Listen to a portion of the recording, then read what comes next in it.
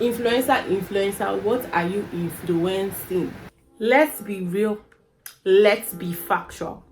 On this channel, I always tell you I keep the 100, but in this video I'm going to step to what? 101.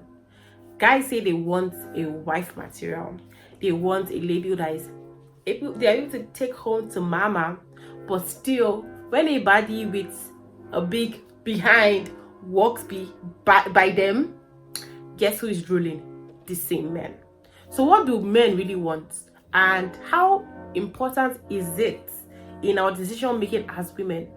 As a fellow woman who has always been trying to strike the balance between being myself and actually understanding what society demands of me, and thinking if I actually want to meet or exceed or don't even maybe just snub those demands, I am here to talk about baddies or bad girls.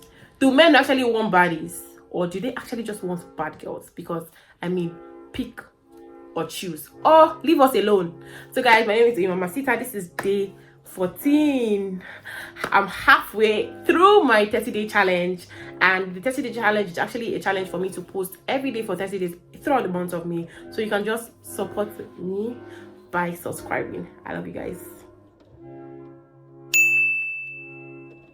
Today we are unpacking the truth behind baddie culture versus good girl culture. I mean, what are these things even? What do they even mean? And do they actually even matter?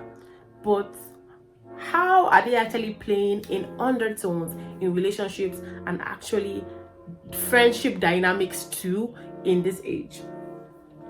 First, let's talk about how we even got here. Around the 2010s, Instagram blew up with the baddie look, heavy glam, snatched bodies, eyelashes, makeup, and perfect fits. High luxury lifestyle, you know, the soft girl era had started since the 2010s. Rappers, influencers, brands, they all hyped the baddie image. But somewhere along the line, they became the standard. Even girls who didn't want to live that life felt pressured to look the part. I mean, everybody was always having this like very nice Instagram page, and there was even a point that I think these people felt that maybe putting 2 or just 1 picture on their Instagram made them feel like they had more sense than every other person that was on that app. I'm sorry guys, don't mind me. Meanwhile, you have good girls, modest, sweet, wifey vibe, soft-spoken, soft life still. You know, they say quiet baddies or Christian baddies, even if those 2 words should be used together. And somehow they became invisible. Guys claim they want her, but until it's time to show loyalty. It's like society told women, be good, but not boring. Be hot, but not too sexual, girl. Be confident, but not too intimidating. You want to stay single? It's an impossible standard. That is why many girls today are confused. Should I be modest, or will I get overlooked? Am I going to be the good girl, or should I be the bad girl with the dark feminine energy that's going to, you know, oppress the men and still get her bills paid? Or should I just stick with God? Be modest and get overlooked, or somebody and get attention but not real commitment. The truth is, a lot of guys want the baddie look, the aesthetic for status, that can look like, you know, this trophy or this accessory on their arm when they are moving around with their guys, or they are in the society, like, should I say they are just in spaces that make like, yes, I'm the baddest girl here. But are you ready to deal with the complexities that come with being with a bad girl? And I will not call it bad, because ever since that term has come out, I'll say come out because I don't know where it even came out from.